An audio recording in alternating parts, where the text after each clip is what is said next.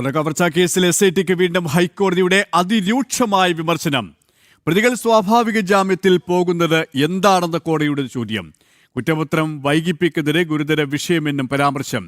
SIT അന്വേഷണത്തിൽ പൊതുജനങ്ങൾക്ക് സംശയമുണ്ടാകുന്നതിന് ഇത് ഇടയാക്കുമെന്നും ജസ്റ്റിസ് A. ബദറുദ്ദീൻ ചൂണ്ടിക്കാട്ടി. ശബരിമല സ്വർണ്ണക്കവർച്ചാ കേസിൽ രണ്ടാം പ്രതി മുരാരി ബാബു സ്വാഭാവിക ജാമ്യം കിട്ടി പുറത്തിറങ്ങിയതടക്കം SITയുടെ വീഴ്ചയാണെന്ന ആരോപണത്തിന് ശക്തി പകരുന്നതാണ് ഹൈക്കോടതിയുടെ വിമർശനം. സ്വർണ്ണക്കവർച്ചാ കേസിൽ പ്രതികൾ സ്വാഭാവിക ജാമ്യത്തിൽ പുറത്തിറങ്ങുന്നത് എന്താണ്? കുറ്റപത്രം നൽകാത്തത് എന്തുകൊണ്ടെന്നും ഹൈക്കോടതി ചോദ്യങ്ങൾ ഉന്നയിച്ചു. കുറ്റപത്രം നൽകിയാൽ പ്രതികൾ സ്വാഭാവിക ജാമ്യത്തിൽ പോകുന്നത് തടയാനാകും.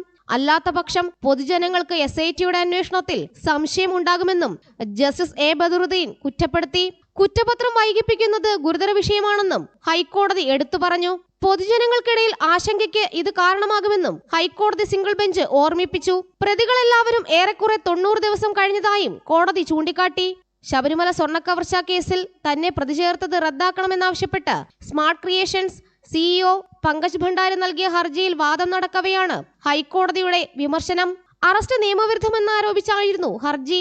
വിശദമായ വാദത്തിന് ശേഷം പങ്കജ് ഭണ്ഡാരിയുടെ ഹർജി ഹൈക്കോടതി വിധി പറയാനായി മാറ്റി. ദ്വാരപാലക സ്വർണ്ണപ്പാളി കേസിൽ മുഖ്യപ്രതി ഉണ്ണികൃഷ്ണൻ പോറ്റിക്ക് സ്വാഭാവിക ജാമ്യം ലഭിച്ചതും 90 ദിവസത്തിനുള്ളിൽ കുറ്റപത്രം സമർപ്പിക്കാതെയുള്ള SITയുടെ വീഴ്ചയെ തുടർന്നായിരുന്നു. ഇടക്കാല കുറ്റപത്രം നൽകി മുഖ്യപ്രതികളുടെ ജയിൽ മോചനം തടയാനും പ്രത്യേക അന്വേഷണ സംഘം ശ്രമിച്ചില്ല. ജനം, കൊച്ചി.